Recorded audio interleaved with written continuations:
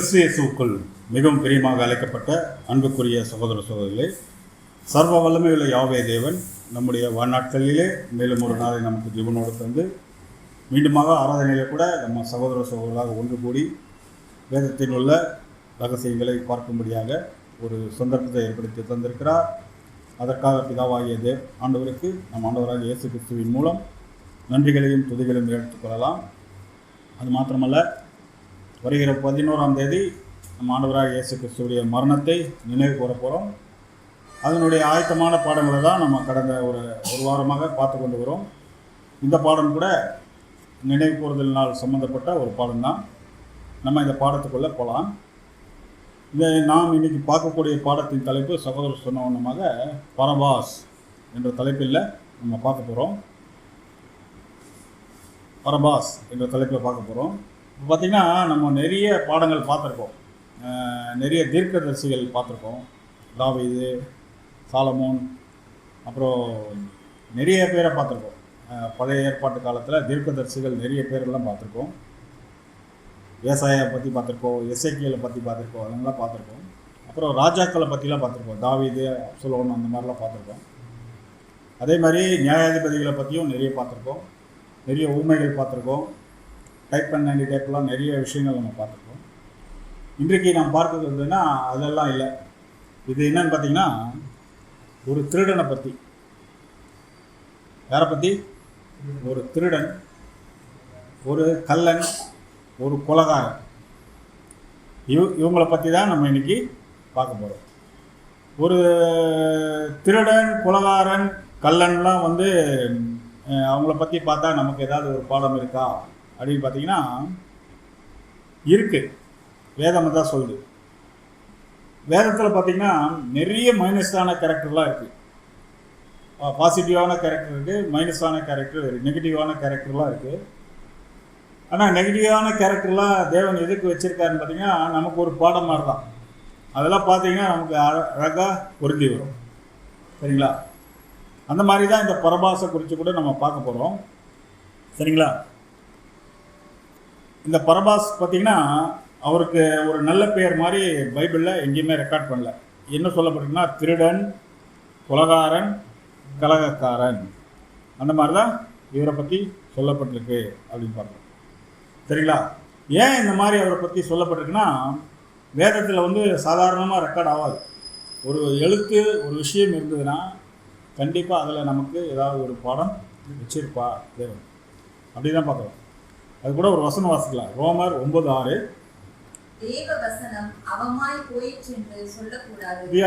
தேவ வசனம், ஒரு இடத்துல ஒரு வசனம் இருந்ததுன்னா அதை அவமாய் போயிற்று என்று நம்ம சொல்லக்கூடாது. சொன்னோம்னா நம்ம தான் அவமாய் போயிடும். ஏன்னா ஒரு இம்பார்ட்டண்ட் இருந்தால் தான் தேவன் அதில் எழுதி வச்சுருப்பார். 66 புஸ்தகமும் எழுதி முத்திரை போட்டு சீல் பண்ணி சீஷர்கள்கிட்ட கொடுத்துட்டார். அதை நம்ம ஏசாயால கூட படிக்கணும், இல்லைங்களா? அப்படி இருக்கும்போது இந்த பரபாசை குறித்து கூட தேவன் ஏதோ ஒரு திட்டம் வச்சுருக்கார் அப்படின்னு பார்க்குறோம். சரிங்களா? இது சாதாரணமாக நம்ம பார்க்கலாம். ஆனால் இதில் தேவனுடைய ஒரு தெய்வீக திட்டம் நிறைவேறதை நம்ம இதில் பார்க்கலாம். சரிங்களா? சரி, இந்த பரபாஸ் எங்கே சொல்லப்பட்டிருக்கு அப்படின்னு பார்த்தீங்கன்னா, பழைய ஏற்பாடு முழுவதும் பார்த்திங்கன்னா இருக்காது. ஒரு வசனம் கூட அவரை பற்றி இருக்காது. அதே மாதிரி புதிய ஏற்பாடில் அப்போஸ்தலனாகிய பவுல் கூட இவரை பற்றி எங்கேயுமே சொல்லலை. அப்போ எங்கே தான் சொல்லப்பட்டிருக்கோம்? பழைய ஏற்பாடு பூரா சொல்லலை. புதிய ஏற்பாடுனாவே பவுல் எழுதுந்தான் மேக்ஸிமம், இல்லைங்களா? 90-80% மேலே அவர் தான் எழுதியிருக்காரு. அவர் கூட இவரை பற்றி எங்கேயுமே சொல்லலை. அப்போ எங்கே தான் சொல்லப்பட்டிருக்குன்னா, சுவிசேஷ புஸ்தகம் 4 இருக்கு இல்லையா? மத்திய, மார்க்கு, லூக்கா, யோவான். இந்த 4 புஸ்தகத்தில், சுவிசேஷ புஸ்தகத்தில் கடைசியில் ஒருவர் முடிகிற தருவாயில், இந்த சுவிசேஷ புத்தகம் முடிகிற தருவாயில் இவர் பேர் ஒரு சில இடத்துல வருது. சரிங்களா? கடைசியில் வருது, ஒரு சில இடத்துல தான் வருது. ரொம்ப டீப்பான ரெக்கார்ட்லாம் இவரை பற்றி இல்லை. சரிங்களா? அந்த மாதிரி தான் இருக்குது. சரி, ஏன் இந்த மாதிரி வருது நம்ம எப்படின்னு பின்னாடி பார்க்கலாம். இவரை பற்றி என்னன்னு பார்க்கலாம். ஃபஸ்ட்டு மத்திய இவரை பற்றி எப்படி எழுதுறான்னு பாருங்கள், வாசிங்க. 27:15 காவல் பண்ணப்பட்டவர்களில் எவனை விடுதலையாக வேண்டும் என்று ஜனங்கள் கேட்டுக் கொள்வார்களோ அவனை அவர்களுக்காக விடுதலையாக்குவது பண்டிகை தோறும் தேசாதிபதிக்கு வழக்கமாயிருக்கிறது. அதாவது காவல் பண்ணப்பட்டவர்களை எவனை விடுதலையாக்க வேண்டும் என்று ஜனங்கள் கேட்டுக்கொள்கிறார்களோ அவங்களை யாராவது ஒருத்தர் விடுதலை பண்ணுறது தேசாதிபதிக்கு வழக்கமாக இருக்குது. தேசாதிபதினா யாருன்னா அந்த அந்த ஊருடைய ராஜா. சரிங்களா? இன்னைக்கு கூட அது நடைமுறையில் இருக்குது. எப்படின்னு பார்த்தீங்கன்னா, இந்த இண்டிபெண்டன்ஸ் டே, ரிப்பப்ளிக் டே, காந்தி ஜெயந்தி, இந்த மாதிரி ஒரு நல்ல நாள்லலாம் என்ன பண்ணுவாங்கன்னா, ஏற்கனவே ஜெயிலில் குற்றம் சாட்டப்பட்ட இருந்தவங்களை என்ன பண்ணுவாங்க, கொலைகாரன் இந்த மாதிரி பண்ணவெல்லாம் என்ன பண்ணுவாங்கன்னா, ஜெயிலுக்குள்ள நல்லடத்தை காரணமாக என்ன பண்ணுவாங்கன்னா, ஜெயிலில் தான் இருந்தான் ஆனால் நல்லவனாக திரும்பி இருக்கான்ற ஒரு விஷயத்தில் என்ன பண்ணுவாங்கன்னா, அவனை அந்த 3 நாட்கள் என்ன பண்ணுவாங்க, விடுதலை பண்ணுவாங்க. நம்ம இன்னைக்கு கூட பார்க்கலாம். இந்த காந்தி ஜெயந்தி டைம்லலாம் பார்த்திங்கன்னா, சேலம் ஜெயிலேருந்து ஒரு 20 பேர் விடுதலை பண்ணாங்க, அந்த மாதிரிலாம் சொல்லுவாங்க. காரணம் என்னென்னா அவங்களுடைய நல்லடத்தை காரணமாக. ஆனால் இந்த பரபாசுக்கு பார்த்திங்கன்னா எந்த ஒரு நல்லடத்தி இருந்த மாதிரி பைபிளில் ரெக்கார்டு இல்லை. சரிங்களா? ஆனால் தேசாதிபதிக்கு அது வழக்கமாக இருக்குது. யாரை விடுதலை பண்ணணுமோ அவங்கள ஜனங்க என்ன சொல்கிறாங்களோ அதன்படி ஒரு வழக்கமாக இருந்தது அப்படின்னு சொல்லப்பட்டிருக்கு. சரிங்களா? அதிலே 27:16 வாசிங்க மத்தியோ.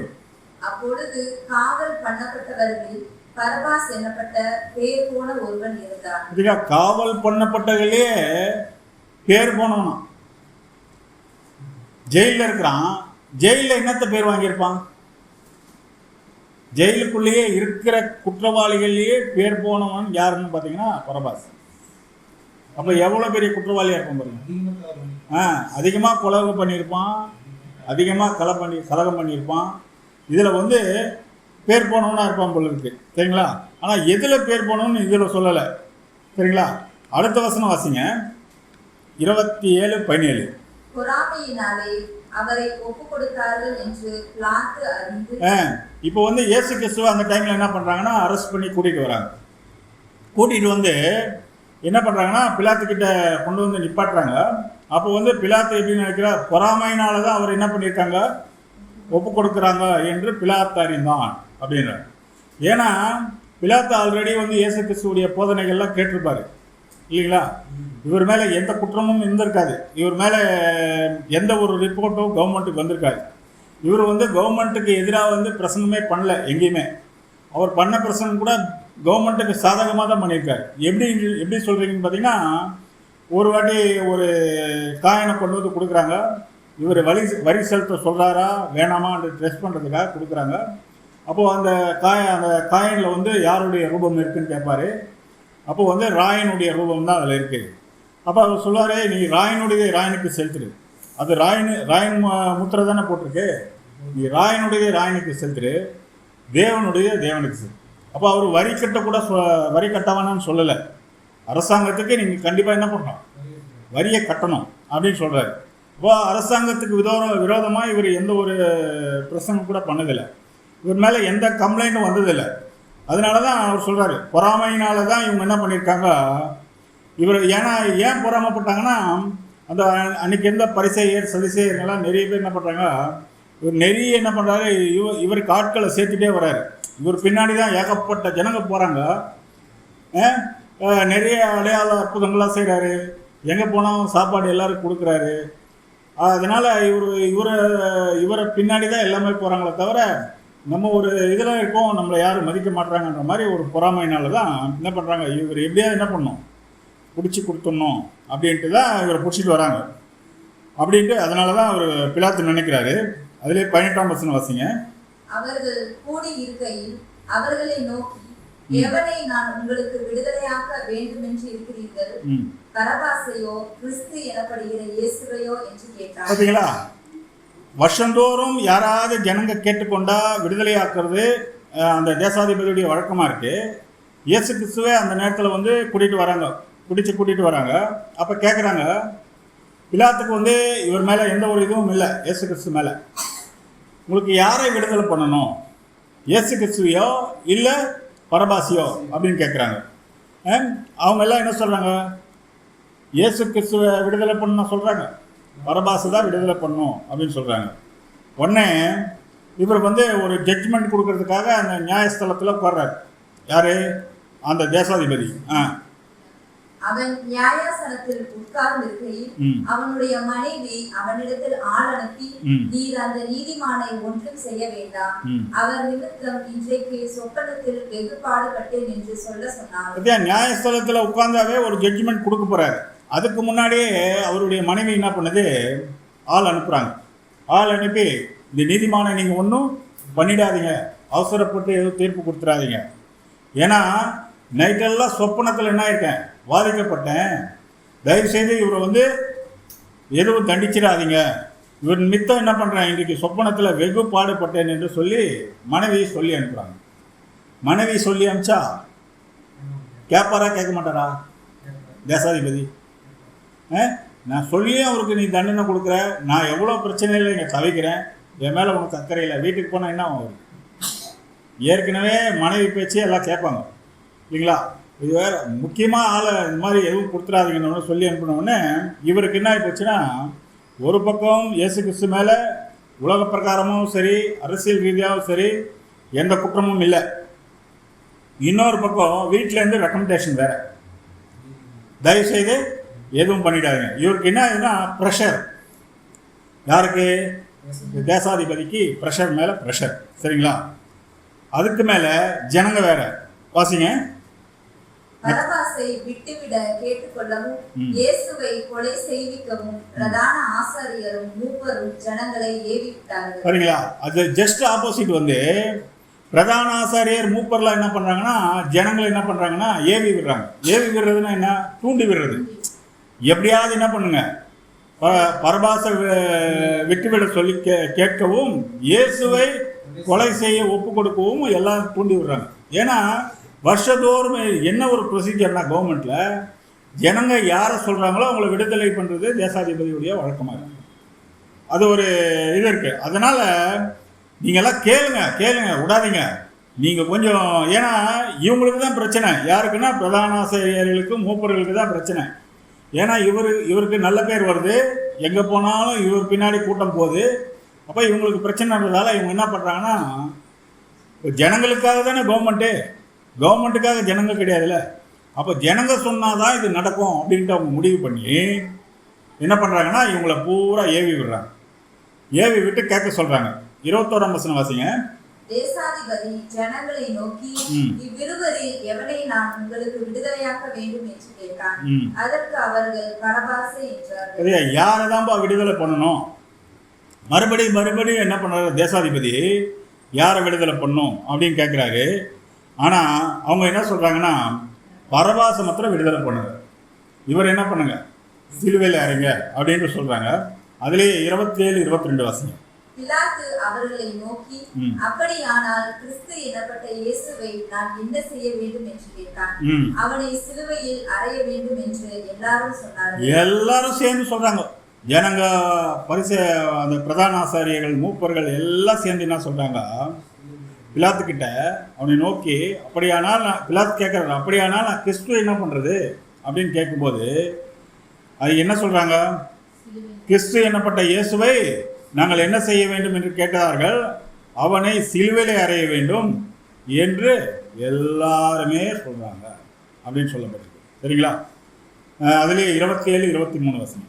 தேசாதிபதியோ ஏன் என்ன பொல்லாப்பு செய்தான் என்றான். அதற்கு அவர்கள் அவனை சிலுவையில் அறைய வேண்டும் என்று அதிகமாய் கூக்குரல் இட்டு சொன்னார்கள். தேசாதிபதி கேட்கிறாரு, ஏன்பா என்ன பொல்லாப்பு செஞ்சான்? அவர் ஒரு தப்புமே செய்யலையே, ஏதாவது சொல்லுங்க, தப்பு செஞ்சது சொல்லுங்க அப்படின்னு கேட்குறாரு. அதற்கு அவர்கள் அவனை என்ன பண்ணுங்க, சிலுவையிலே அறைய வேண்டும் என்று இன்னும் அதிகமாக ப்ரெஷர் பண்ணுறாங்க. ஒரு தேசாதிபதிக்கு எப்படி இருக்கும்? ஏற்கனவே ஆல்ரெடி வீட்டிலேருந்து வர ப்ரெஷரு, இவர் மேலே. இவர் ஒரு தேசாதிபதி, கரெக்டாக தான் தீர்ப்பு கொடுக்கணும், அவசரப்பட்டு எதுவும் கொடுத்துட முடியாது. அதிகமாக ஜனங்க கேட்கறதால இவரால் ஒன்றுமே பண்ண முடியல அப்படின்னு நம்ம பார்க்குறோம். அதில் 24ஆம் வசனம் வாசிங்க. கலகம் அதிகமாகிறது அல்லாமல் தன் பிரயத்தனத்தினாலே பிரயோஜனம் இல்லை என்று பிலாத்து கண்டு கண்ணீரை அள்ளி ஜனங்களுக்கு முன்பாக கைகளை கழுவி, இந்த நீதிமானுடைய இரத்த பலிக்கு நான் குற்றமற்றவன், நீங்களோ பார்த்துக் கொள்ளுங்கள். கலகம் அதிகமாவது தன்னுடைய பிரயோஜனம் என்னவோ ட்ரை பண்ணுறாரு பிலாத்து இவர் விடுதலை பண்ணுறதுக்கு. அதனால் அவர் முயற்சி பண்ண இதெல்லாம் பிரயோஜனம் இல்லாமல் போனதால் பிலாத்து அதை கண்டு என்ன பண்ணுறாருன்னா, இவங்களுக்கு சொல்லி புரிய வைக்க முடியாது, நீங்கள் என்னவோ பண்ணிக்கோங்க, எனக்கும் இதுக்கும் சம்மந்தம் இல்லைன்னு சொல்லிட்டு கைகள் என்ன பண்ணுறாரு, தண்ணியை ஊற்றி கழுவிடுறாரு. இது நீதிமானுடைய இரத்தப்படிக்கு நான் குற்றமற்றவன், நீங்களே பார்த்துக்கொள்ளுங்க அப்படின்ட்டு. கைகளை கழுவிட்டாவே என்ன அர்த்தம்னா அந்த விஷயத்துக்கு உங்களுக்கும் சம்மந்தம் இல்லை. தண்ணி ஊற்றி கழுவுனாவே கைகளைனா சம்மந்தம் கிடையாதுன்னு அர்த்தம். இதை கூட நம்ம இனி கூட பார்க்கலாம். சில பேர் வீட்டில் வந்து ஒரு பொண்ணுக்கு ஒரு பையனுக்கோ ஏதாவது பிரச்சனை வந்தால் என்ன பண்ணுவாங்கன்னா, தலையில் ஒரு கூட தண்ணியை ஊற்றி தலைமொழிடுவாங்க. இந்த பிராமின்ஸ் வீட்டில எல்லாம் நிறைய நடக்கும். தலைமொழினாங்கன்னா என்ன பண்ணுவாங்க, இன்னையோட உனக்கு எனக்கும் எந்த சம்மந்தம் கிடையாது அப்படின்னு தலைமொழிடுவாங்க. அதே மாதிரி நம்ம கூட செஞ்சுருக்கிறோம். செஞ்சிருக்கிறோமா? ஞானஸ்தானத்தின் மூலிமா என்ன பண்ணியிருக்குன்னா, இனிமே உலகத்துக்கும் நமக்கு தான், உலகத்துக்கும் உலக காரியங்களுக்கும் இதுக்கும் நமக்கு சம்மந்தம் இல்லை. இனிமே எங்கள் வாழ்க்கையெல்லாம் தேவனுக்காகவும் கிறிஸ்துவுக்காக தான் வாழ போகிறோம் அப்படின்ட்டு தலைமொழிகி இருக்கும்னு நினைக்கிறேன் இல்லையா? அதனால தான் தேவன் சொல்கிறார், உலக ஸ்நேகம் தேவனுக்கு விரோதமான பகை அப்படின்ட்டு தான் நம்ம முழுகணும். ஆனால் மறுபடியும் உலகத்தில் தான் எல்லா விஷயங்களும் உலகத்து காரியங்களை தான் அதிகமாக செய்கிறோம். அந்த மாதிரி என்ன பண்ணுறாரு பிலாத்து, என்ன பண்ணுறாருன்னா கை கழுவிடுறாரு. கை கழுவி இனிமே வந்து இந்த நீதிமானுடைய இரத்தப்படைக்கு நான் பாத்திரம் அல்ல அப்படின்னு சொல்கிறார். சரிங்களா? அடுத்த வசனம் வாசிங்க, 27, 25. அதற்கு ஜனங்கள் எல்லாரும், இவருடைய இரத்த பலி எங்கள் மேலும் எங்கள் பிள்ளைகள் மேலும் இருப்பதாக என்று சொன்னார்கள். பார்த்தீங்களா? அதுக்கு ஜனங்கள்லாம் என் மேலே இனிமே பழி கிடையாதுன்னு பிலாத்து சொல்லிடுறாரு. ஆனால் ஜனங்க என்ன பண்ணுறாங்க, பரவாயில்ல உங்கள் மேலே பழி வேணாம், அந்த பழி என்ன ஆகட்டும் எங்கள் மேலே எங்கள் பிள்ளைகள் மேலே இருக்கட்டும் அப்படின்ட்டு அந்த பழி என்ன பண்ணுறாங்க, இவங்க ஏற்றுக்கிறாங்க. யார்? அங்கே இருந்த இஸ்ரேல் ஜனங்க பூரா அப்படின்னு ஏற்றுக்கிறாங்க இல்லைங்களா? இப்போது இவங்க அந்த ரத்தப்பழி ஏற்றுக்கிறதால இவங்களுக்கு அந்த ரத்தப்பழி வந்துதா, அவங்க பிள்ளைகளுக்கு வந்துதா அப்படின்னு பார்த்தீங்கன்னா, இப்போ நம்ம கூட அதை சாதாரணமாக சொல்லுவோம், என்ன பாவமா இவங்க பெற்றோர்கள் பண்ணாங்களோ பிள்ளைங்க இவ்வளோ கஷ்டப்படுது அப்படிலாம் சொல்லியிருப்போம் இல்லைங்களா? இதே ஒரு முறை ஆண்டவராகிய இயேசு கிறிஸ்து கூட ஒரு இடத்துல வந்துட்டு இருக்கும்போது ஒரு வியாதிப்பட்டிருக்கவனோ குருடனோ அப்படி அந்த தேவாலயத்துக்கு கீழே உட்காந்துருப்பான். அப்போ ஜனங்கள்லாம் செய்வாங்க, இவன் என்ன பாவம் பண்ணானோ இல்லை இவங்க பெற்றோர்கள் என்ன பாவம் பண்ணாங்களோன்னு கேட்பாங்க. அதுக்கு ஆண்டவராகிய இயேசு கிறிஸ்து என்ன சொல்வார், இவங்க பெற்றோரும் பாவம் பண்ணல, இவரும் பாவம் பண்ணல, தேவனுடைய கிரியை வெளிப்படும்படியே இவன் இப்படி பிறந்திருக்கான் அப்படின்னு சொல்லுவார். அப்படி இருக்கும்போது இந்த இடத்துல இந்த ரத்தப்பழி வந்து இவங்க மேலே இவங்க பிள்ளைகள் மேலே வந்துதா அப்படின்னு பார்த்தீங்கன்னா வந்தது. அதனால்தான் இது நிறைய இதிலெல்லாம் நம்ம பார்த்துருக்குறோம். பாவம் பண்ணாதப்பா, அது குடும்பமாக என்ன ஆகிடும், வந்துடும். அதனால் தயவுசெய்து பாவம் பண்ணாதீங்க, அதெல்லாம் நம்ம நிறைய கேள்விப்பட்டிருக்கோம். இதே மாதிரி நம்ம ஆண்டவராக இயேசு கிறிஸ்து மரிக்கிறதுக்கு முன்னாடி ஒரு தீர்க்க தரிசனம் சொன்னார். அந்த தீர்க்க தரிசனம் எப்படி நிறைவேறிச்சுன்னு பாருங்கள். மத்தேயு 23ஆம் அதிகாரம் 37ஆம் வசனம். எருசலேமே எருசலேமே, தீர்க்கதரிசிகளை கொலை செய்து இடத்தில் அனுப்பப்பட்டவர்களை கல்லெறிகிறவரே, கோழி தன் குஞ்சுகளை தன் சிறகுகளின் கீழே கூட்டி சேர்த்து கொள்ளும் வண்ணமாக நான் எத்தனை தரமோ உன் பிள்ளைகளை கூட்டி சேர்த்துக் கொள்ள மனதாயிருந்தேன், உங்களுக்கோ மனதில்லாமல் போயிற்று. பார்த்தீங்களா? இந்த தீர்க்க தரிசனம் வந்து எப்போ நிறைவேறிச்சு அப்படின்னு பார்த்தீங்கன்னா, எருசலேமேனா அந்த இஸ்ரேல் ஜனங்களை பார்த்தா சொல்கிறாரு. யூதா 2 கோத்திரம் இருக்கு இல்லையா, 2 கோத்திரத்தை வச்சு தான் சொல்கிறாரு. உங்ககிட்ட அனுப்பிச்ச தீர்க்க தரிசிகளெல்லாம் என்ன பண்ணீங்க, கொன்னுட்டீங்க, கல்லெறிஞ்சு கொன்னுட்டீங்க. நான் என்ன பண்ண, உங்களை கோழி தன் குஞ்சுகளை கூட்டி சேர்க்க வேணுமா, உங்களை எத்தனையோ தரக்க கூட்டி சேர்க்க மனதாக இருந்தேன், ஆனால் உங்களுக்கோ மனது இல்லாமல் போயிட்டு சொல்லிட்டு, இதோ உங்கள் வீடு உங்களுக்கு பாழாக்கி விடப்படும் அப்படின்னு சொல்லிட்டு ஒரு தீர்க்கதரிசனம் சொன்னார். கரெக்டாக கிபி 70ஆம் நூற்றாண்டில் பார்த்தீங்கன்னா கீத்தூராயின் ராஜாவால் இஸ்ரேல் தேசமே என்ன ஆகிப்போச்சுன்னா நெருப்பு வச்சு தீக்கிரையாக்கி அங்கே உள்ள எல்லா யூதர்களையும் அடித்து விரட்டாங்க. கிபி 70 ஆண்டவராக இயேசு கிறிஸ்து மரிச்சதுக்கப்புறம் கிபி 70ஆம் நூற்றாண்டில் இஸ்ரேல் ஜனங்க எல்லாருமே 4 பக்கம் சிதறடிச்சு ஓடிட்டாங்க. ஓடினவங்க தான் 2000 வருஷம், கொஞ்சம் நஞ்சம் இல்லைங்க, கிட்டத்தட்ட 2000 வருஷம் இஸ்ரேல் என்ற ஒரு தேசமே உலக வரைபடத்திலேயே இல்லை. புரியுதுங்களா? 2000 வருஷம் அவங்களுக்கு என்ன ஆயிடுச்சுன்னா, அவங்க வீடு எப்படி இருந்ததுன்னா பாழாக்கி கிடந்துச்சு.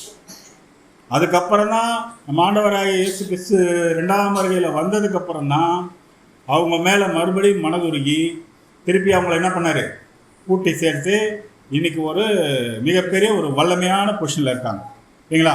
அப்போது அவங்க சொன்னாங்க, இந்த இரத்தப்பழி வந்து எங்கள் மேலும் எங்கள் பிள்ளைகள் மேலும் வரட்டுன்னு அந்த இரத்தப்பழி இவங்களே வாங்கிட்டாங்க. வாங்கினதால தான் அவங்களுக்கு இந்த மாதிரி ஒரு நிகழ்ச்சி நடந்ததாக நம்ம பார்க்குறோம். பாருங்கள், வேதத்தில் சொல்லப்பட்டதெல்லாம் அப்படியே வரலாறோடு என்ன ஆகும்னா பக்காவாக புரண்டி வரும். அதனால தான் நம்மளாம் வந்து இவ்வளோ விஷயங்கள் இப்படி இருக்கா, நம்மளாம் எவ்வளோ நாள் தவறுதலான ஒரு வழியில் இருந்தோம் இல்லைங்களா? நம்ம இன்னைக்கு விசுவாசிக்கிறோம்னாவே இஸ்ரேலை பார்த்தாவே போதும். கண்டிப்பாக தேவன் ஒருத்தர் உண்மையான தேவன் இருக்கார்.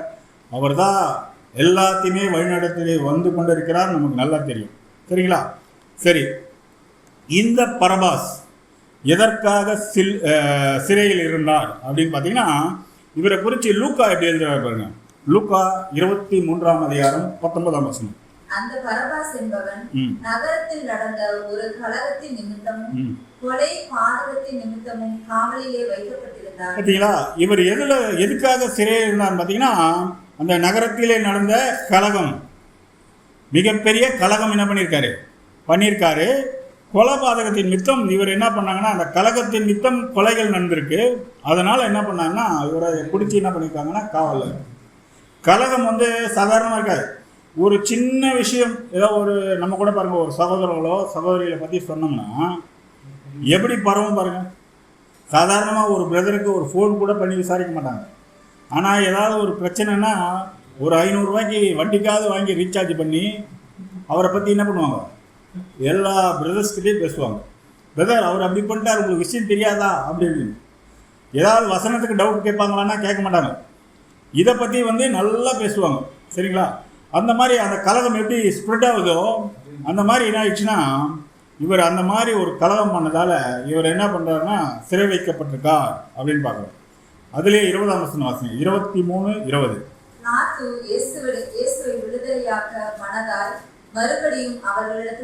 பார்த்தீங்கன்னா மறுபடியும் பிலாத்து என்ன பண்ணுறாருன்னா அவரை விடுதலை பண்ணுற ஒரு நோக்கத்திலேயே தான் இருக்காரு.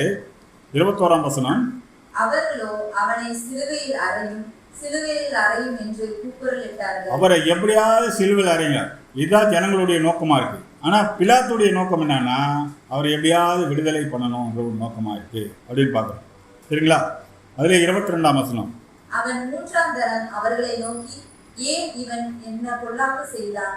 மரணத்துக்கு ஏதுவான குற்றம் ஒன்றும் இவனிடத்தில் நான் காணவில்லையே, ஆகையால் நான் இவனை தண்டித்து விடுதலையாக்குவேன் என்றான். பார்த்தீங்களா? மறுபடியும் 3ஆம் தரம் கேட்குறாரு, இவர் என்னப்பா அப்படி குற்றம் செஞ்சாரு? மரணத்துக்கு ஏதுவான குற்றம் எதுவுமே ஒரு பேரில் இல்லையே, அப்புறம் ஏன் இவரை வந்து இது பண்ணணும்? ஆனால் ஒன்று பண்ணுறேன், நீங்கள் எல்லாம் கேட்டுக்கிறதுனால சும்மா ஒரு சின்ன தண்டனை ஒன்று, ஒரு லத்தி சார்ஜ் மாதிரி 4 தட்டு இனிமேல் இதெல்லாம் செய்யாத அப்படின்னு பண்ணி அனுப்பிச்சிடலாமான்னு கேட்டதுக்கு ஒத்துக்க மாட்டுறாங்க.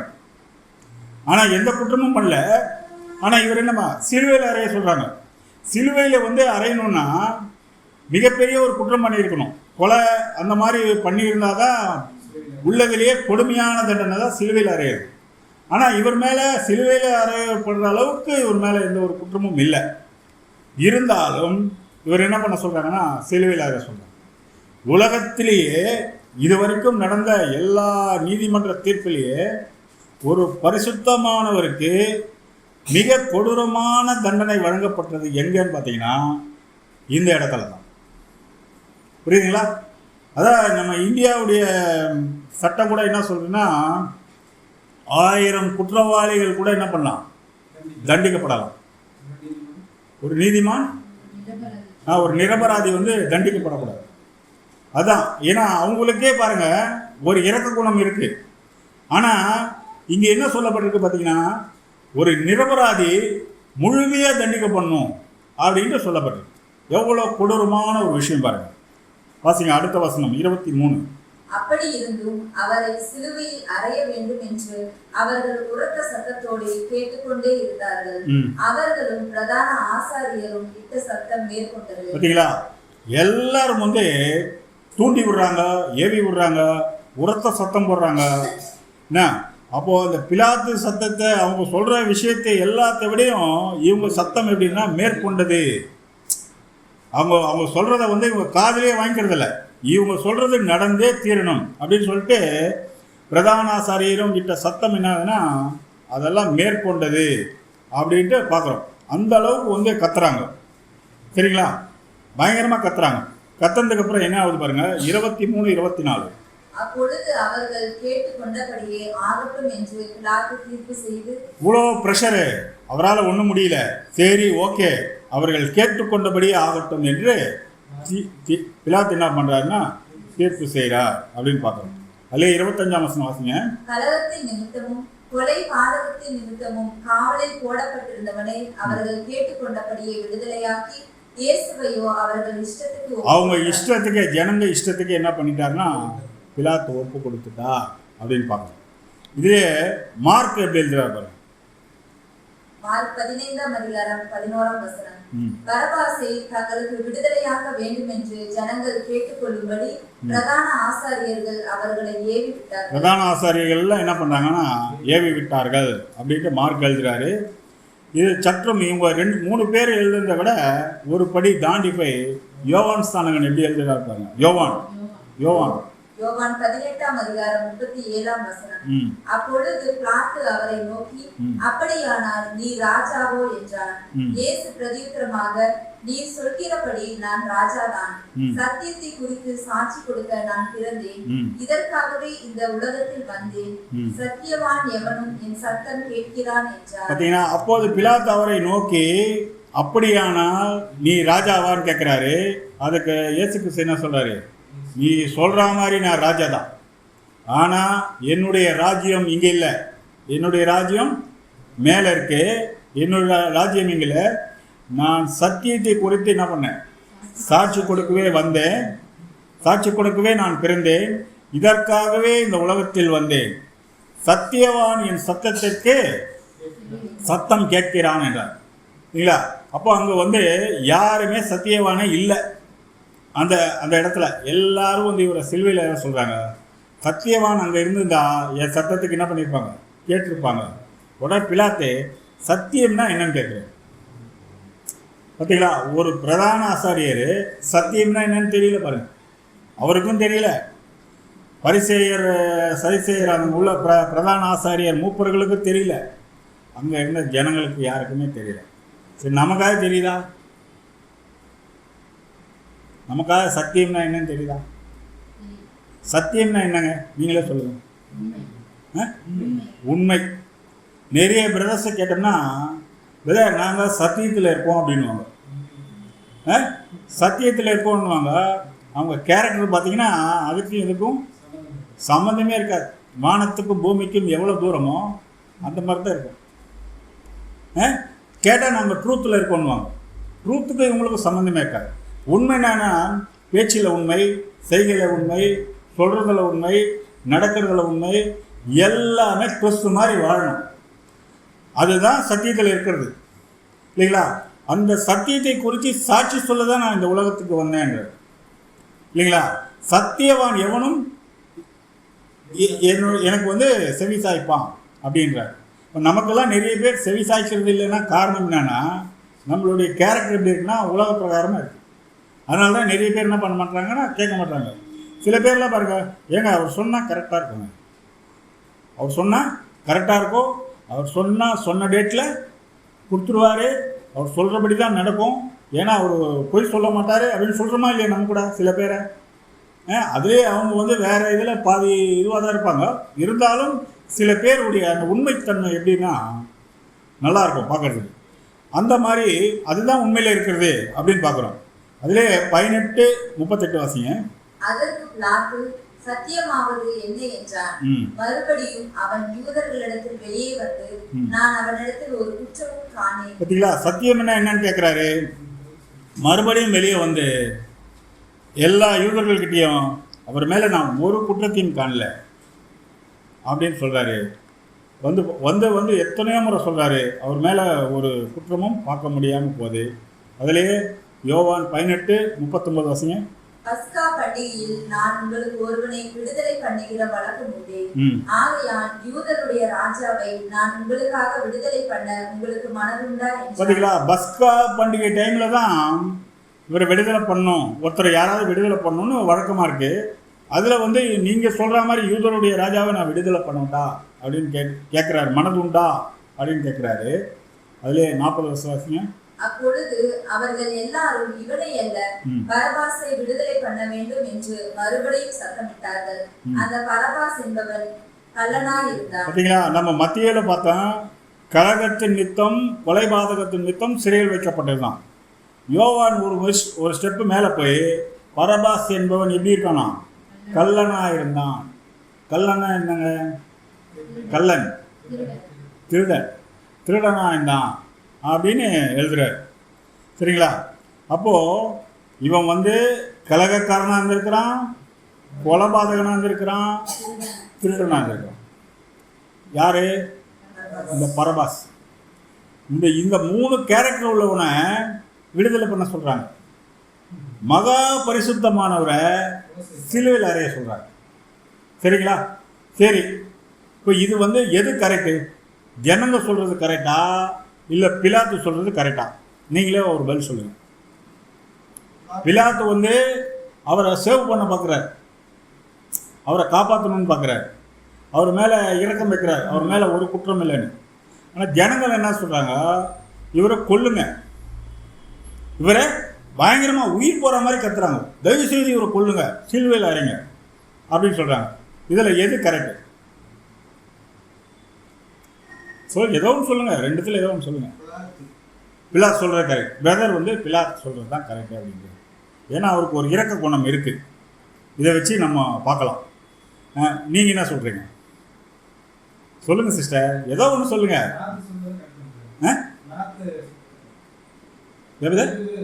பிலாத் சொல்கிறது கரெக்ட். ஓகே, பிரதருக்கும் இரக்க குணம் இருக்குது. சொல்லுங்கள். பொதுமக்கள் சொல்றது கரெக்ட். அவங்க வந்து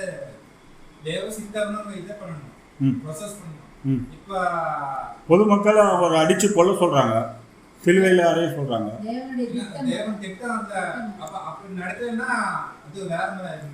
ஓகே ஓகே, பிரதர் என்ன சொல்றாரு? பொதுமக்கள் சொல்றதா கரெக்ட்னு சொல்றாரு.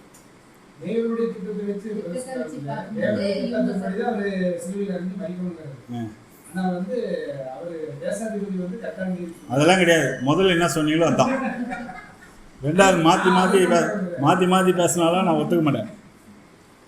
அவர் வந்து மக்கள்றாரு, நீங்கள் வந்து பிலாத்துனீங்க. சிஸ்டர் சொல்லுங்கள். சிலுவையில் அறையணும், அதான் கரெக்டு.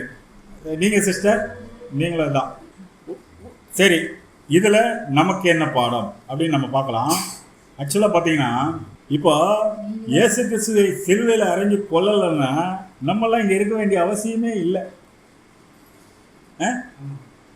அப்போது பிலாத்து சொன்னது கரெக்டானா உலக பிரகாரமாக பார்த்தா பிலாத்து சொல்கிறது கரெக்ட் மாதிரி இருக்கும். அதுவும் சொல்லிட்டீங்க. ஆனால் நாமெல்லாம் தேவனுடைய பிள்ளைகள், சத்தியவான் தான் என் சத்தத்துக்கு செவி கொடுக்குறான்றாரு. அவருடைய சத்தத்துக்கு நம்ம செவி கொடுத்து நம்ம பார்த்தோம்னா ஜனங்க சொல்கிறதும் அவங்க மூப்பர்களும் பிரதான ஆசிரியர் சொல்கிறது தான் கரெக்டாக இருக்கும் அப்படின்னு பார்க்குறோம் இல்லைங்களா? இப்போ இவரை மாத்திரம் நீங்கள் கொண்டுட்டீங்கன்னா நாங்கள்லாம் என்ன ஆகிடுவோம்? உழைச்சிப்போன்ற மாதிரி. சரிங்களா? ஏன்னா பிலாத்தே ஒரு தீர்க்கதரிசனம் சொல்லியிருப்பார், எல்லா ஜனங்களுக்காக ஒரு மனுஷன் சாவது நலமாக இருக்கும் அப்படின்னு சொல்லியிருப்பார். சரிங்களா? அந்த வசனம் நான் கோட் பண்ணல, வேறு ஒரு 6 விசாரணைகள் என்ற தலைப்பில் அதில் கோட் பண்ணியிருக்கேன். தேவ சித்தமானால் அது ஒரு நாளைக்கு பார்க்கலாம். சரிங்களா? இப்போது இந்த பரபாஸ்னால நமக்கு என்ன பாடம் அப்படின்னு பார்த்தீங்கன்னா வாசிக்கலாம். இது எப்போதுமே எல்லா சப்ஜெக்ட்டுக்கும் வாசிக்கக்கூடிய ஒரு வசனம் தான். ரோமர் 15:4. தேவ வசனத்தினால் உண்டாகும் பொறுமையினாலும் ஆறுதலினாலும் நாம் நம்பிக்கை உள்ளவர் ஆகும்படிக்கு முன்பு எழுதியிருக்கிற எல்லாம் நமக்கு போதனையாக. அப்போ நமக்கு ஒரு போதனைனா அது ஒரு விஷயம் இல்லாமல் நமக்கு ஒரு போதனை இருக்காது. அப்போ ஏதோ ஒரு ஆழ்ந்த ஒரு தேவனுடைய போதனை இருக்கிறதால நமக்கு அது ஒரு பிரயோஜனமாக இருக்குது அப்படின்னு பார்க்குறோம். அப்போது இது வரைக்கும் சாதாரணமாக படித்தோம்னா இந்த பரபாசுடைய தலைப்புக்கு என்ன அர்த்தம்னே ஒன்றும் புரியாது. ஆனால் இந்த இடத்துல இந்த பேரை வச்சு தான் என்ன ஆச்சுன்னா இந்த சப்ஜெக்டே உருவாச்சு. இந்த சப்ஜெக்ட் ரெடி பண்ண காரணம் என்னன்னா, இந்த கண்கார்டன்ஸ் எடுத்து பார்த்துட்டு இருக்கும்போது பரபாசம் வந்தது. பரபாஸ் என்றால் என்ன அப்படின்னு பார்த்தோம். பரபாஸ் என்றால் என்னன்னு பார்க்கும்போது அதுக்கு என்ன மீனிங் வருதுன்னா, தகப்பனுடைய மகன். பரபாசனா என்ன மீனிங்? தகப்பனுடைய மீனிங். இப்போ சொல்லுங்கள், உலகத்தில் எல்லா ஜனங்களுக்கும் தகப்பன் யாருன்னு பார்த்தீங்கன்னா நம்ம பிதாவாகிய தேவன் தான். ஒரே தகப்பன் அவர் தான். அவருடைய பிள்ளைகள் தான் ஒட்டுமொத்த உலக ஜனங்கள். எதுலேருந்துன்னா ஆதாமிலேருந்து இன்னி வரைக்கும் பிறக்கக்கூடிய எல்லா குழந்தைகளும் யார் தகப்பன் கேட்டிங்கன்னா பிதாவாகிய தேவன் அவர் ஒருத்தர் தான், வேறு யாருமே கிடையாது. சரிங்களா? அப்படி இருக்கும்போது பரபாஸ் மட்டும் தான் விதிவிலக்கான். அவன் வந்து ஏதோ இடையில குற்றம் செஞ்சான், அதனால அவன் ஜெயிலில் இருந்தான். ஆனால் அவனும் யார் தானா? தகப்பனுடைய பிள்ளை தான். ஏன்னா தேவன் வந்து தீமையும் அவர் தான் படைத்தார், நன்மையும் அவர் தான் படைத்தார், இருளையும் அவர் தான் படைத்தார், வெளிச்சத்தையும் அவர் தான் படைத்தார், நல்லவர்களையும் அவர் தான் படைத்தார், தீயவர்களையும் அவர் தான் படைத்தார். ஏன்னா தீவர்கள் மூலமா சில பேர் என்ன ஆகணும்னா மனம் திரும்புறதுக்காக தான் அந்த தீய விஷயத்தை அவர் படைச்சிருக்கார். அப்போது பரபாஸ் என்றால் என்ன அர்த்தம்னா தகப்பனுடைய மகன். அப்போ இந்த பரபாஸ் இந்த பாடத்தில் யாருக்கு அடையாளமாக இருக்கார் அப்படின்னு பார்த்தீங்கன்னா ஒட்டுமொத்த மனுக்குலத்துக்கும் இவர் என்ன இருக்கார்? அடையாளமாக இருக்கார். ஆதாம் எப்படி சொல்கிறோம்? ஆதாமுடைய சந்ததி எப்படி சொல்கிறோம் இல்லைங்களா? எல்லா ஜனங்களும் ஆதாம் இதில் தான் வந்தாங்க. அதே மாதிரி இந்த கலகத்திலையும் சரி, கொலைபாதகத்திலும் சரி, சிறுலையும் சரி, இவர் யாருக்கு அடையாளமாக இருக்காருன்னா ஒட்டுமொத்த உலக ஜனங்களுக்கு அடையாளமாக இருக்கார் இல்லைங்களா? இந்த கலகம் எப்படி ஸ்ப்ரெட் ஆகி போதோ அதே மாதிரி தான் ஆதாம் செஞ்ச பாவம் இன்னைக்கு உலகம் முழுவதும் ஸ்ப்ரெட் ஆகிருக்கா இல்லையா? பாவத்தின் சம்பளம் மரணம். அவர் செஞ்ச ஒரு தப்பு எங்கேயோ செஞ்சார், எப்பயோ 6000 ஆண்டுகளுக்கு முன்னாடி செஞ்சார். ஆனால் இன்றைக்கும் சாவு இல்லாத வீடே இல்லைப்பா. கலகம் எப்படி ஸ்ப்ரெட் ஆச்சோ அந்த மாதிரி தான் அது வந்து ஒரு கொலைபாதகம். அதே மாதிரி தான் அவருக்கு பிறந்த பிள்ளைகள் காயின் ஆபேல் இல்லைங்களா, பொறாமையினால என்ன பண்ணியிருக்காங்க? கொலை பண்ணாங்க இல்லையா? அதான் மனுஷ கொலைபாதகம். எல்லாம் இந்த தவறான விஷயங்கள்னால தான் கொலை, இந்த கலகம்னால தான் இன்னைக்கு என்ன எல்லா மனுக்குலத்துக்கும் மரணம் என்ற ஒரு விஷயம் வருது இல்லைங்களா? அப்போது இந்த திருட்டுத்தனமான விஷயம் பண்ணதால் தான் இந்த ஒட்டுமொத்த உலக ஜனங்களும் இந்த பூமி என்ற சபிக்கப்பட்ட பூமியில் எப்படி இருக்காங்கன்னா ஒரு ஜெயில் மாதிரி, ஒரு ஜெயில் வாழ்க்கை தான். இந்த ஜெயிலுக்குள்ளே வந்துட்டாங்கன்னா யாரும் தப்பிக்க முடியாது. நம்ம ஏசாயால கூட படிக்கிறோம் இல்லையா, சியோன் குமாரத்தை முற்றுகை போட்ட ஒரு தோட்டம் போல இருக்கிறா அப்படின்னு. அந்த மாதிரி ஒட்டுமொத்த உலக ஜனங்களும் இந்த சபிக்கப்பட்ட பூமியில் என்ன இருக்காங்கன்னா சிறையில் தான் இருக்காங்க அப்படின்னு நம்ம பார்க்கணும். சரிங்களா? அதனால தான் நம்ம ஆண்டவராகிய இயேசு கிறிஸ்து 1 தீமோத்தேயு பவுல் எழுதும்போது பாருங்க, 1 தீமோத்தேயு 2ஆம் அதிகாரம் 6ஆம் வசனம், எல்லாரையும் மீட்கும் பொருளாக தம்மை ஒப்புக் கொடுத்த மனுஷனாகிய கிறிஸ்து இயேசு அவரை இதற்குரிய சாட்சி ஏற்ற காலங்களில் விளங்கி வருகிறார். எல்லாரையும் சொல்றாரு. எல்லாரையும்னா நம்ம மாத்திரம் இல்ல, உலகத்தின் பாவத்தை சுமந்து தீர்த்த தேவாட்டுக்குரியவர். சரிங்களா? அப்போ உலகத்தின் பாவத்தைனா ஒட்டுமொத்த உலக ஜனங்களையும் அவங்க செஞ்ச பாவத்தையும் மீட்கிறதுக்கு பிறந்தவர் தான் இயேசு கிறிஸ்து. சரிங்களா? அதனால எல்லாரையும் மீட்கும் பொருளாக தம்மை ஒப்பு கொடுத்த மனுஷனாகிய கிறிஸ்து இயேசு அவரே இதற்குரிய சாட்சி ஏற்ற காலத்திலே விளங்கி வருகிறது. இந்த சாட்சி எப்போதான் விளங்கி வருது? இப்போ தான் விளங்கி வருது, இதுக்கு முன்னாடிலாம் கிடையாது. இப்போ வந்து எவ்வளோ பாடங்களில் இயேசு கிறிஸ்து தான் உலக இதுக்கு ரட்சகர் அப்படின்லாம் விளங்கி வருது இல்லைங்களா? அதுலேயே ரோமர் 5:19 வாசிங்க. அன்றியும் ஒரே மனுஷனுடைய கீழ்ப்படியாமையினாலே அநேகர் பாவிகளாக்கப்பட்டது போல ஒருவருடைய கீழ்ப்படிதலினாலே அநேகர் நீதிமான்களாக்கப்படுவார்கள். பார்த்தீங்களா? அன்றியும் ஒரே மனுஷனுடைய கீழ்ப்படியாதனாலே அநேகர் பாவிகளாக்கப்பட்டது போல ஒருவருடைய கீழ்ப்படியதினாலே அநேகர் நீதிமானாக்கப்படுவார்கள். அன்றையும் ஒரே மனுஷனுடைய கீழ்ப்படியாதனால யார் இது? ஆதாம் இல்லைங்களா? ஆதாமுடைய கீழ்ப்படியாதனால்தான் அநேகர் என்ன ஆகிட்டாங்கன்னா பாவிகள் ஆகிட்டாங்க. பாவத்தின் சம்பளம் மரணம் என்ற ஒரு விஷயம் வந்துடுச்சு. அதே மாதிரி இயேசு கிறிஸ்து என்ற ஒருத்தரால் கீழ்ப்படுகிறதுனால எல்லாரும் என்ன ஆகிடுவாங்கன்னா நீதிமான் ஆகிடுவாங்கன்னா கீழ்ப்படுகிறவங்களா ஆகிடுவாங்க அப்படின்னு சொல்லப்பட்டிருக்கு. சரிங்களா? அதே ரோமர் 5:12 வசிங்க.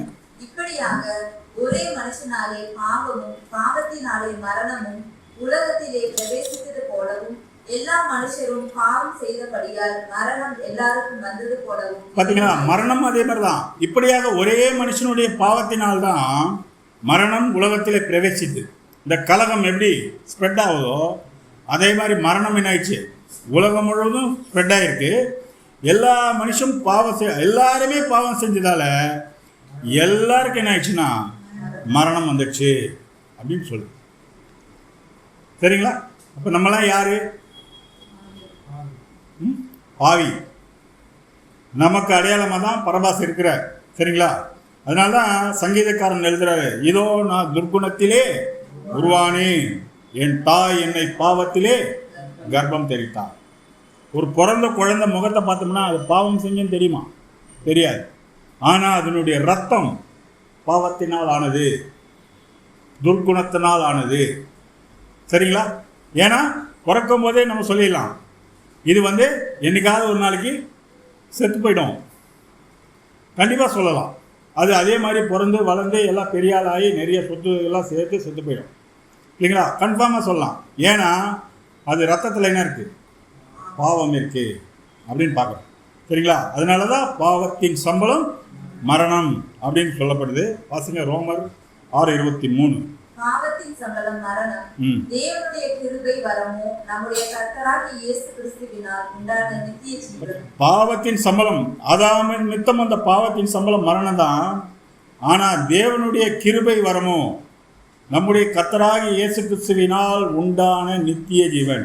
அவரால் தான் இந்த நித்திய ஜீவனே என்ன ஆயிடுச்சு, இந்த உலகத்தில் உண்டாச்சு. அவர் தன்னை ஜீவ பலியாக கொடுக்கலன்னா நமக்கெல்லாம் ஜீவனே கிடையாது. தேவனுடைய வரமும் அதுதான். ஆனால் அதை நடத்தி காமிச்சது நம்ம ஆண்டவராகிய இயேசு கிறிஸ்து தான். அதனால தான் தேவனுடைய திட்டம், சட்டத்திட்டம் என்ன அப்படின்னு பார்த்தீங்கன்னா யாத்ராகமத்திலே சொல்லப்பட்டிருக்கும். யாத்ராகமம் 21ஆம் அதிகாரம் 23, 24. வேறே சேதம் உண்டானால் ஜீவனுக்கு ஜீவன், கண்ணுக்கு கண், பல்லுக்கு பல், கைக்கு கை, காலுக்கு கால், காலுக்கு கால், சூட்டுக்கு சூடு, காயத்துக்கு காயம், தழும்புக்கு தழும்பு, பலி கொடுக்க வேண்டும். ஆனா இங்க என்ன பண்ணிருக்கு? ஜீவனுக்கு ஜீவன் அப்படின்னு சொல்லப்பட்டிருக்கு. அப்போ ஒரு ஜீவனுக்கு ஜீவன் விலக்கிரயம் கொடுத்தே ஆகணும். அப்போ ஒட்டுமொத்த உலக ஜனங்கள் பாவம் செஞ்சதால யாருதான் அதை நிறைவேற்ற முடியும்னா நம்ம ஆண்டவராக இயேசு கிறிஸ்து தான் அதை நிறைவேற்ற முடியும். ஆனால நம்ம ஈடுபலி சப்ஜெக்ட்ல கூட அதை பார்த்துருக்கோம் இல்லைங்களா? இயேசு கிறிஸ்து என்றவர் என்ன பண்ணாருன்னா ஒட்டுமொத்த உலக ஜனங்களுக்கு தன்னை என்ன பண்ணாருன்னா ஒப்பு கொடுத்து மீட்டார் அப்படின்னு நம்ம பார்க்குறோம். சரிங்களா? இதை தான் ஒரு முறை ஏசாயா தீர்க்கதரிசன புஸ்தகம் அவர்கிட்ட வாசிக்க கொடுத்தாங்க. எங்கன்னா அவர் தேவாலயத்துக்கு போயிருக்கும்போது ஒரு சின்ன பையனாக இருந்தார், ஓரளவுக்கு இருந்தார். அப்போ இவர் தேவாலயத்துக்கு போகும்போது ஏசாயா தீர்க்கதரிசன புஸ்தகம் இவர் கையில் கொடுக்கப்படுது. அந்த புஸ்தக சூழலை விரித்து இவர் படிக்கிறார். என்ன படிக்கிறார் பாருங்க, வாசிங்க. ஏசாயா 61ஆம் அதிகாரம் 1ஆம் வசனம். கர்த்தராகிய தேவனுடைய ஆவியானவர் என்மேல் இருக்கிறார், சிறுமைப்பட்டவர்களுக்கு சுவிசேஷத்தை அறிவிக்க கர்த்தர் என்னை அபிஷேகம் பண்ணினார், இருதயம் நொறுங்குண்டவர்களுக்கு காயம் கட்டுதலையும், சிறைப்பட்டவர்களுக்கு விடுதலையையும், கட்டுண்டவர்களுக்கு கட்டு அவிழ்தலையும் கூறவும். அப்போ தேவன் எதுக்காக அனுப்பினார்? கர்த்தராகிய தேவனுடைய ஆவியானவர் என்மேல் இருக்கிறார், தேவனுடைய கம்ப்ளீட் குணலட்சணம் எல்லாமே என் மேலே இருக்கு. என்ன இருக்குன்னா சிறுமைப்பட்டவர்களுக்கு சுவிசேஷத்தை அறிவிக்கணும். கர்த்தர் அதுக்கு தான் என்னை அபிஷேகம் பண்ணார். சுவிசேஷத்தை அறிவிக்கிறதுக்கு தான் என்னை அபிஷேகம் பண்ணிட்டு இருதயம் நொறுங்குண்டவர்களுக்கு என்ன பண்ணணும்? காயம் கட்டணும். இப்போ இருதயம் யாருக்கு நொறுங்குண்டு இருக்கும்? மரணம் வர எல்லாருக்குமே எப்படி தான் இருக்குன்னா நம்ம எப்படியா இருந்தால் ஒரு நாளைக்கு செத்த போயிடும்ன்ற ஒரு விஷயம் தான் இருக்கும். சரிங்களா? அப்புறம் இந்த பூமியில் என்ன இருக்காங்கன்னா எல்லாருமே சிறைப்பட்டு இருக்காங்க, சிறைப்பட்டு தான் இருக்காங்க. அப்போ அப்பயே சொல்லிட்டே பாருங்க, சிறைப்பட்டவர்களை நான் என்ன பண்ணணும்? விடுதலை ஆக்கணும். எங்க இருந்து? இந்த பூமியிலேருந்து மண்ணான மனிதன் மண்ணா போகிறான். மண்ணா போகிறதுக்கு பதில் பரலோகம் போகணும். புரியுங்களா? அதுக்கு நான் என்ன பண்ணணும்? விடுதலை பண்ணணும்.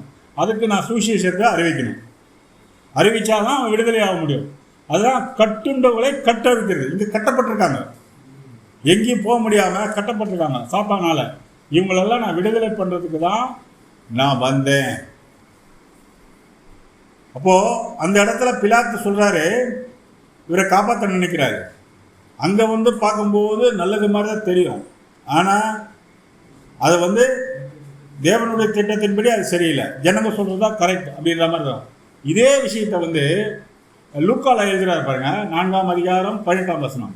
கர்த்தருடைய ஆவியானவர் என்மேல் இருக்கிறார், தரித்திரருக்கு சுவிசேஷத்தை பிரசங்கிக்கும்படி என்னை அபிஷேகம் பண்ணினார்.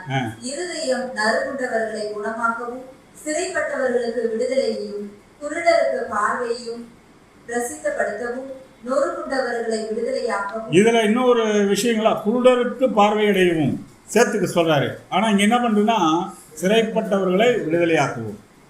ஆனால் ஏசாயாவில் பார்த்தீங்கன்னா 61ஆம் அதிகாரத்தில் 1லேருந்து 4 வசனம் ஃபுல்லாக சொல்லியிருப்பார், தேவனுடைய கம்ப்ளீட் திட்டத்தை சொல்லியிருப்பார். ஆனால் லூக்காவில் பார்த்தீங்கன்னா 2 வசனத்தோட பாதி நிப்பாட்டி இருப்பார், ஃபுல்லாக சொல்லியிருக்க மாட்டார். பாதி சொல்லிவிட்டு புஸ்தகத்தை சுருட்டி என்ன பண்ணுவார்னா பணிவிடைக்காரன்கிட்ட கொடுத்துட்டு உட்காந்துருவார். புத்தக சுருளை சுருட்டி தன் பணிவிடைக்காரனை கொடுத்துட்டார் அப்படின்னு. இப்போ அந்த பணிவிடைக்காரன் யார்? சீஷர்கள், அவருடைய சீஷர்கள். அப்போ இன்னைக்கு யார் பணிவிடைக்காரன்னா, புத்தக சூழல் என்றது இதுதான், தேவனுடைய சத்தியம்தான். இதை நம்மக்கிட்ட கொடுத்துட்டு அவர் தன் கோர்ஸை முடிச்சுட்டு போயிட்டார். மீதி பாதி வேலையை யார் செய்யணும்னா நம்ம தான் செய்யணும். என்ன செய்யணும்னா, குருடரை பார்வையடைய செய்யணும். கண் இருந்தும் குருடராக இருக்காங்க, செவி இருந்தும் செவிடராக இருக்காங்க, கை இருந்தும் முடவராக இருக்காங்க இல்லைங்களா? எதுவுமே செய்ய முடியாமல் இருக்காங்க. இப்போ இந்த விஷயத்தெல்லாம் நம்ம செய்யணும். செஞ்சாதான் அவங்க சிறைப்பட்டதுலேருந்து விடுதலை ஆக முடியும். புரியுதுங்களா?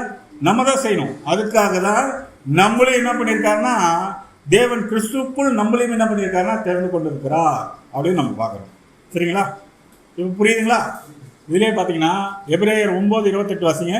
கிறிஸ்துவும் அநேகருடைய பாவங்களை சுமந்து தீர்க்கும்படிக்கு ஒரே தரம் பலியிடப்பட்டு தமக்காக காத்து கொண்டிருக்கிறவர்களுக்கு ரட்சிப்பை அருளும்படி 2ஆம் தரம் பாவமில்லாமல் தரிசனம். இந்த வசனம் கிளியரா சொல்லுவார். கிறிஸ்துவும் அநேகருடைய பாவங்களை சுமந்து தீர்க்கும்படிக்கும் ஒரே தரம் பலியிடப்பட்டு தமக்காக காத்து கொண்டிருக்கிறவர்கள் யார்? அது நாம தான். தமக்காக காத்து கொண்டிருக்கிறவர்கள் நாம தான். அவங்களுக்கு ரட்சிப்பை அருளும்படினா, ரட்சிப்புனா என்ன? மரண பரிதியும் நிலைநிற்பவன் ரட்சிக்கப்படுவாங்க. அதாவது சாவாமை என்ற ஒரு விஷயம். சரிங்களா? அவங்களுக்கு அந்த விஷயத்தை அருளும்படி 2ஆம் தரம் நான் போயிட்டு ஒரு ஸ்தலத்தை ஆயத்த பண்ணிட்டு வந்து உங்களை கூட்டிட்டு போறேன்னு சொன்னார் இல்லையா? 2ஆவது தரம் என்ன பண்ணாரு? 2ஆம் தரம் முதல் பாவமாக வந்தார், நமக்காக தான் பாவத்தையே சுமந்தார். 2ஆவது தரம் பாவம் இல்லாமல் தரிசனமாயிருக்கார். புரியுதுங்களா? இதுதான் தேவனுடைய திட்டம். 1 கொரிந்தியர் 5:21 வாசிங்க. நாம் அவருக்குள் தேவனுடைய நீதி ஆகும்படிக்கு பாவம் அறியாத அவரை நமக்காக பாவமாக்கினார். தேவன் பாருங்க, நாம் அவருக்குள் தேவனுடைய நீதியாகும்படிக்கு பாவம் அறியாத அவரை நமக்காக என்ன பண்ணார்னா பாவமாக்கினார் முதல் வருகையில். அதனால தான் முதல் வருகையில் பாவமாக வந்தார். 2ஆம் வருகையில் வரும்போது பாவம் இல்லாமல் வந்திருக்கா அப்படின்னு பார்க்குறோம். சரிங்களா? நமக்காக அவர் என்ன பண்ணியிருக்காருன்னா பாவம் இல்லாதவரை அந்த இடத்துல என்ன பண்ணார்னா பாவமாக்கிட்டார். ஒரு குற்றம் செய்யாதவர், பரிசுத்தவான். அவர் மேலே ஒரு திரை கரை எதுவுமே இல்லை. ஆனால் அவரை எப்படி அடித்து கொண்டாங்க பாருங்க. இதெல்லாம் நீங்கள் உள்ளே போய் படித்து பார்த்தீங்கன்னா, அந்த இதில் சங்கீதத்துலலாம் படிக்கிறோம்ல, அவர் எலும்புகள்லாம் பார்க்கலாம். சதையெல்லாம் என்ன பண்ணியிருக்காங்க, ஒரு உடம்புல உள்ள சதையை பிச்சாதான் எலும்பு தெரியும். அந்த அளவுக்கு அவர் என்ன பண்ணியிருக்காங்கன்னா அடித்து துன்புறுத்திருக்காங்க.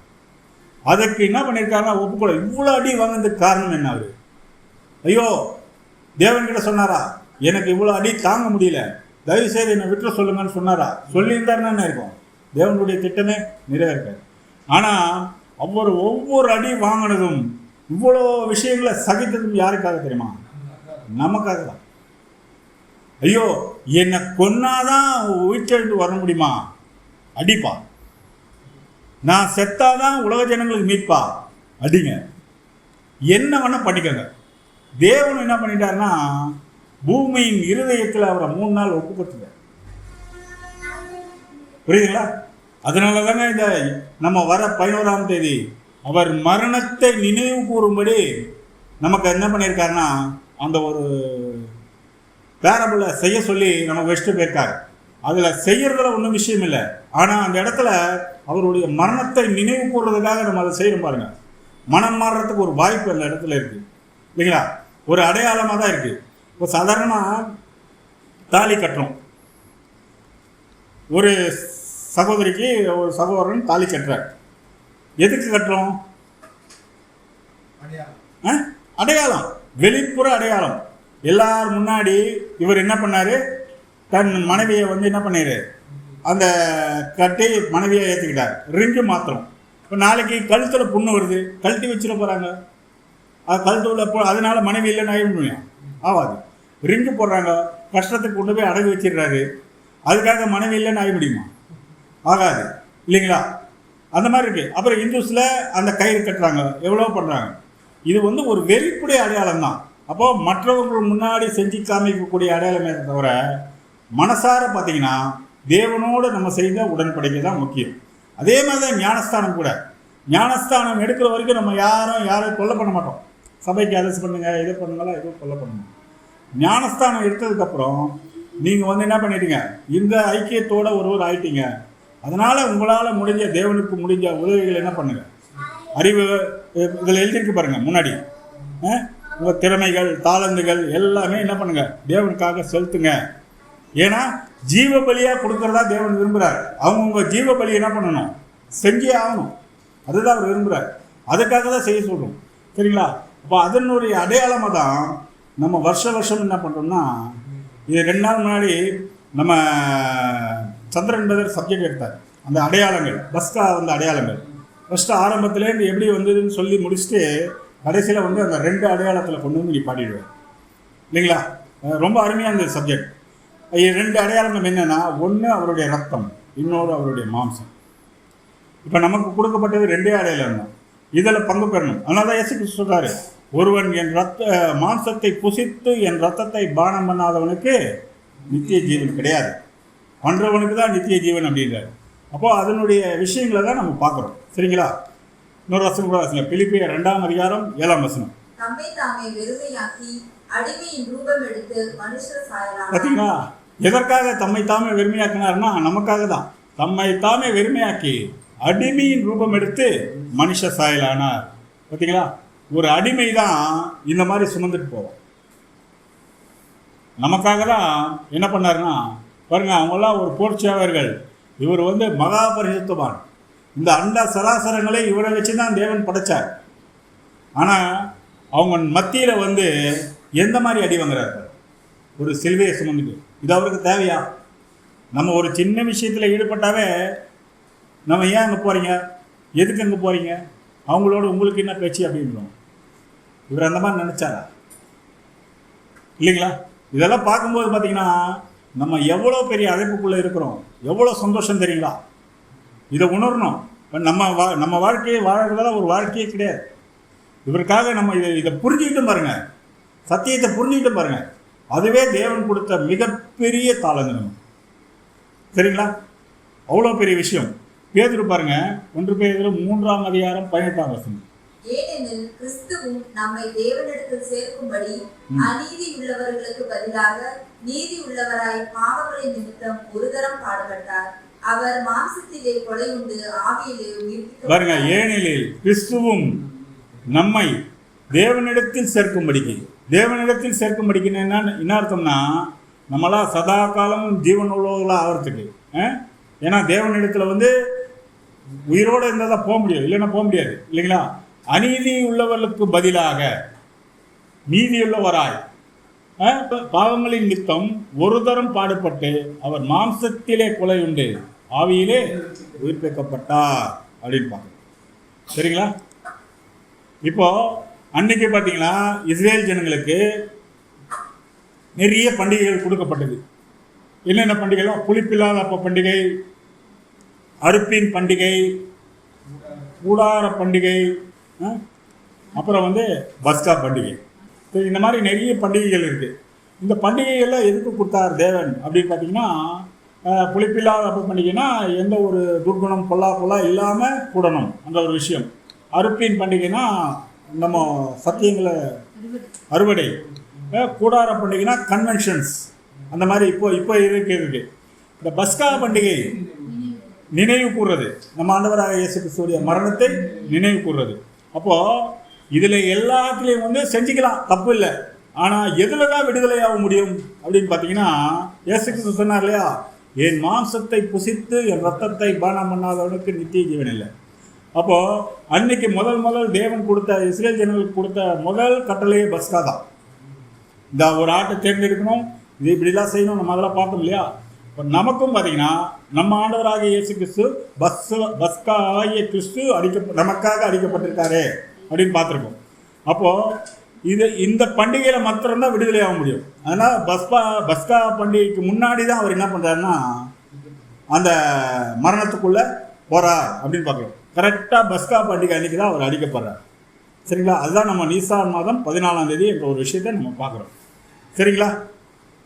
அப்போ பஸ்கா பண்டிகையில் தான் ஒருத்தர் விடுதலை ஆக முடியும் அப்படின்னு பார்க்குறோம். சரிங்களா? 1 கொரிந்தியர் 5:7 வாசிங்க. ஆகையால் நீங்கள் புளிப்பில்லாதவர்களாய் இருக்கிறபடியே புதிதாய் பிசைந்த மாவாய் இருக்கும்படிக்கு பழைய புளித்த மாவை புறம்பே கழித்து போடுங்கள். ஏனெனில் நம்முடைய பஸ்காவாகிய கிறிஸ்து நமக்காக பலியிடப்பட்டிருக்கிறார். பார்த்தீங்களா? ஆகையால் நீங்கள் புளிப்பில்லாதவர்களாய் இருக்கும்படியே புதிதாய் பிசைந்த மாவாய் இருக்கும்படி. அப்போ பழைய மாவில் என்ன இருக்கு? புளிப்பு இருக்கு. இந்த புளிப்பு எதை சொல்லுதுன்னா துர்குணம் பொல்லாப்பு, அதுதான் புளிப்பு சொல்லுது. அப்போது துர்குணம் பொல்லாப்பாக நீங்கள் இருந்துடாதீங்க. இப்போ நீங்கள் என்ன பண்ணுங்க, புதிதாய் பிசைந்த மாவு மாதிரி அதில் புளிப்பே இருக்காது. அந்த மாதிரி என்ன பண்ணுங்க, அந்த பழைய மாவெல்லாம் என்ன பண்ணுங்க, புறம்பே கழுத்து, புறம்பேனா வெளியே போட்டுருங்க. அது உங்களுக்கு உங்கள் தேவனுடைய பிள்ளைகளுக்கும் அதுக்கு சம்மந்தம் இல்லை. ஏன்னா நம்முடைய பஸ்காவாகிய கிறிஸ்து நமக்காக தான் அடிக்கப்பட்டிருக்காரு அப்படின்னு பார்க்கணும். சரிங்களா? இன்னொரு வசனம் வாசிக்காரு, எபேசியர் 1:4. தமக்கு முன்பாக நாம் அன்பில் பரிசுத்தம் உள்ளவர்களும் இல்லாதவருமாய் இருப்பதற்கு அவர் உலக தோற்றத்திற்கு முன்னே கிறிஸ்துவுக்கு நம்மை தெரிந்து கொண்டார். நம்மளாம் சாதாரணமா இல்லைங்க, உலகம் என்ற ஒரு தோற்றம் முன்னாடியே கிறிஸ்துவுக்குள்ளே நம்மளை தெரிஞ்சிருக்கார். இப்போ நம்ம அதன் படியெல்லாம் நடந்தோம்னா தெரிந்து கொண்டவங்க யாருன்னு பார்த்தீங்கன்னா அது நாம தான், கன்ஃபார்மாக சொல்லலாம். ஆனால் கிறிஸ்து மாதிரியே நம்ம வாழ்ந்து காமிக்கணும். தேவனுடைய இதுவும் அதான். சரிங்களா? இன்னொரு வசனம் வாசிங்க. அதனால தான் ஆவியின் கனியோ அன்பு, சந்தோஷம், சமாதானம், நீடிய பொறுமை, தயவு, நற்குணம், விசுவாசம், சாந்தம், இச்சையடக்கம், இப்படிப்பட்டவர்களுக்கு விரோதமான பிரமாணம் ஒன்றுமில்லைன்னு சொல்லிட்டு 24 வாசிங்க.